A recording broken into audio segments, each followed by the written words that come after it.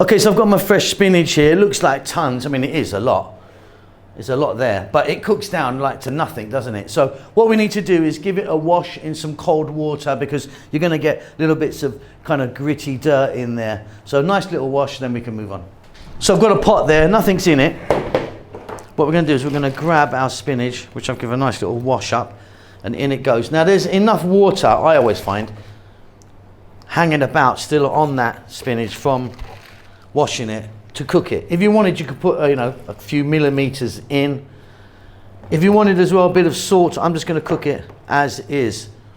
So I'm going to get a lid on that, high heat. It'll be done in like 4 or 5 minutes. Okay, off goes the heat. That's like 4 minutes or so. Let's have a look, shall we? And as you can see, loads of moisture in there, loads of water. We're going to drain that off, see if we can get some of the water out of it.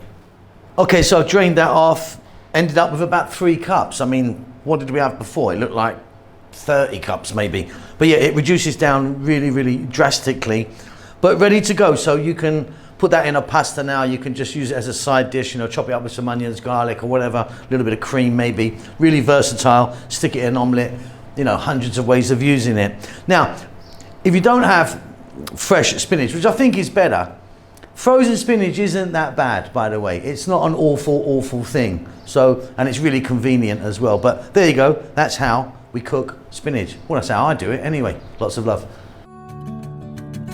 Thanks a lot for getting to the end of the video. If you'd like to give me a thumbs up, that does help us out quite a lot with the algorithm and such like.